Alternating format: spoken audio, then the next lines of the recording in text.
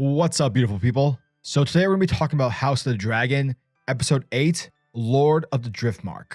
Yeah, so this is going to be a full spoiler video, a reaction video to the episode. So if you haven't seen Episode 8, watch that, then watch this video because, you know, it helps me out and that's how YouTube works. So let's do it. So this episode basically starts things off at Driftmark. The main purpose is to flash forward to show the kids from the previous episodes, transitioning them from young adults to adults. And right now, it's been years, and apparently in the Stepstones, war has been happening again with the Triarchy. Of course, Velaryon's been gravely wounded. Gravely. I can't even speak. And so his brother, Daemon Velaryon, is pretty keen on wanting to take over the Driftmark throne, but Rhaenys is like, get fucked. So he's getting shut down by that, but he basically makes his case to the court and King's Landing, and right now it's become very less Targaryen and more Hightower focused. Viserys, right now, he's basically dying. And spoilers, he dies, but we'll get to that in a minute. Yeah, so he's dying because he's got leprosy or some weird dragon scale shit that's happening with him. So you got Alicent Hightower and Otto Hightower sort of controlling the kingdom from their seats.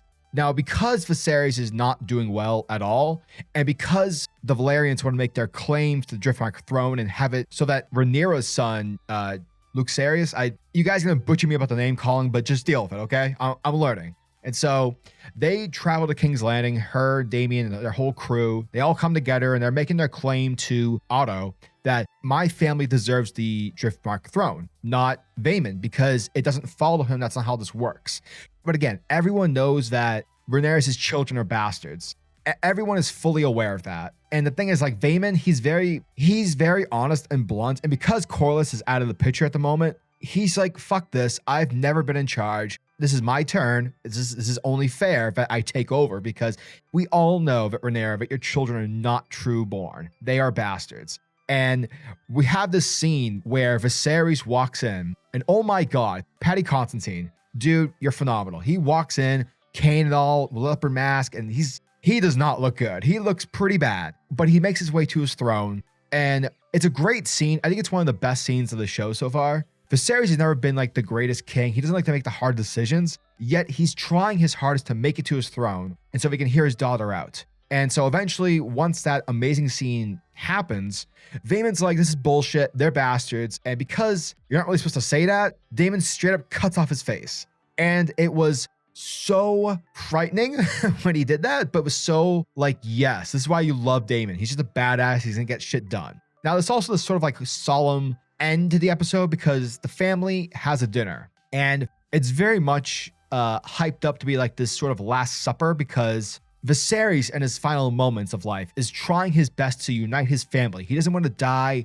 and know that his family is probably going to go to war with each other. He doesn't want that to happen. So he hosts a dinner, and you can sort of see how like the parents, Rhaenyra, Alicent, their influence on how they feel towards each other, you can tell that that's been fully spread down to the children. And because of the children, they get into a fight, and the supper just ends pretty terribly. At the end of the episode, Viserys dies because he has to. He looks terrible.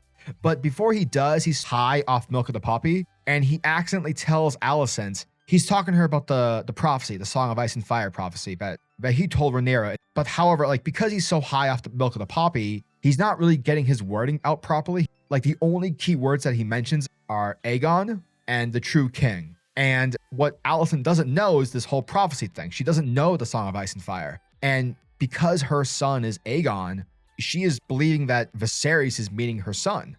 Yeah, miscommunication there. But yeah, I gotta say, like, this episode, it really felt like that last supper. Like, this is our last chance to get the family together. Yet, no matter how hard you try for like Viserys, it just doesn't matter, because there's this impending doom that's like being foreshadowed between this family. Yeah, there's gonna be a shitstorm to follow from this, and I am so excited for episode 9. This show is definitely the best show that's out right now on television. Yeah, this was a great episode.